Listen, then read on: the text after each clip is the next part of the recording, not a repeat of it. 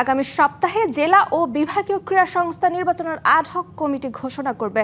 জাতীয় ক্রীড়া পরিষদ কমিটি গঠনের ৩ মাসের মধ্যে নির্বাচন আয়োজন করা হবে বলে জানিয়েছেন ক্রীড়া প্রতিমন্ত্রী আমিনুল হক। এদিকে বাণিজ্যিকভাবে লালবাগের দেলোয়ার হোসেন খেলার মাঠ ব্যবহারের অভিযোগের প্রেক্ষিতে প্রধানমন্ত্রীর নির্দেশে মাঠটি পরিদর্শন করার সবার জন্য উন্মুক্ত করে দেন ক্রীড়া প্রতিমন্ত্রী। এছাড়া মহানগরের দখলকৃত সকল মাঠ পুনরুদ্ধারের প্রতিশ্রুতি দিয়েছেন তিনি।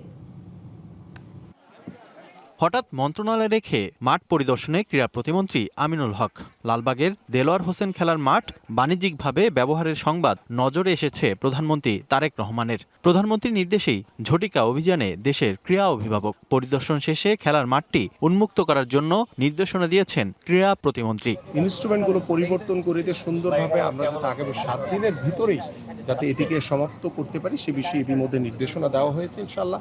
সো আমরা আশা করি যে আগামী 7 দিন পরে এসে আমরা এই জায়গাটিকে আমরা একটি নতুন রূপে দেখতে পাবো। মহানগরে শিশু কিশোরদের খেলার মাঠ পর্যাপ্ত না থাকায় সকল বেদখল মাঠ উদ্ধারের পাশাপাশি নতুন খেলার মাঠ তৈরির পরিকল্পনা প্রতিমন্ত্রীর।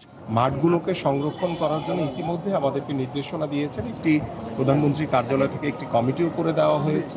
ঢাকা মহানগরীতে 2টি বা 3টি ওয়ার্ডের মাঝখানে 3 থেকে 4 বিঘা জায়গা পেয়ে আমরা এই ধরনের মাঠের একটি ব্যবস্থা করতে চাই। এদিকে সকল জেলা ও বিভাগের ক্রীড়া সংস্থা নির্বাচনের জন্য আগামী সপ্তাহের মধ্যে নতুন অ্যাডহক কমিটি গঠন করবে এনএসসি। কমিটি গঠনের 3 মাসের মধ্যে নির্বাচন আয়োজন করা হবে বলে জানিয়েছেন ক্রীড়া প্রতিমন্ত্রী আমিনুল হক।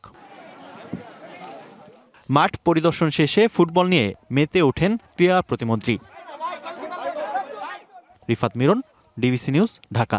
শিয়া বাটার ও ভিটামিনে সমৃদ্ধ লিলি বিউটি সোপ, তারুণ্যময় উজ্জ্বল ত্বকের জন্য।